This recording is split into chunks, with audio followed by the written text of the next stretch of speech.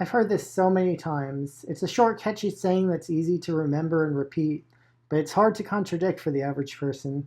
Because why would anyone study historical documents when they're working at Burger King? And why not trust something a friend or family member or the TV said to you? If you question everything, you'll become a paranoid maniac. And this is what I hear all the time. The Bible? You mean that book written by men that's been translated so many times? Hey, buddy, let me tell you something, okay? Ever hear of a little game called telephone? You know, one person whispers something to another, and then another one, and so on. By the time it gets to the last person, it sounds nothing like it did originally. This is a very unfortunate belief, because someone who's on the fence and is neutral about reading the Bible will already be pushed to the wrong side by this lie. First of all, we have to understand what it means when it says it's been translated so many times. It was translated many times for sure, but not from one language to another. It was translated into English from Greek, and into Chinese from Greek, and Spanish from Greek, along with 1,521 other languages, according to Wikipedia, from Greek, or 670 languages for the full Bible from Greek and Hebrew.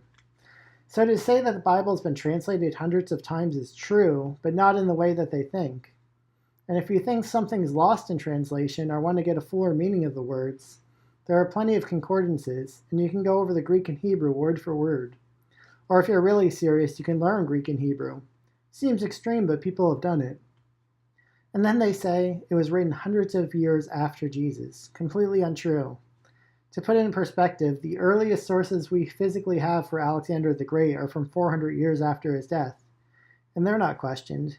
No one doubts that they were based on earlier historical documents. But we have fragments of the New Testament from the early hundreds, which is impressive. You have to understand that the papyri, or the paper that it was written on back then, didn't really last that long. And so many copies, more than any historical document from that time period. There's no close second either. With so many documents, if copies of the originals had been changed, there would be a noticeable disagreement between them. But if the people that copied them were faithful, we'd find agreement between the documents, even though they're found in different locations at different time periods. There are differences, of course, different spellings, word order, and things like that, but they're not doctrinal differences. Most differences are completely inconsequential. It turns out that the same people interested in copying the Bible are the same ones interested in preserving it. And the fact that we find new manuscripts in modern times from earlier dates that match what we already have is even more proof that it hasn't been changed. And this telephone game doesn't really work with books. Go get a 20th edition copy of Tom Sawyer and compare it to a first edition.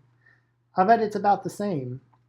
Even the game of telephone mostly only works because it's little kids who want the outcome to be different because it's funny. I don't know about you, but I can repeat a sentence.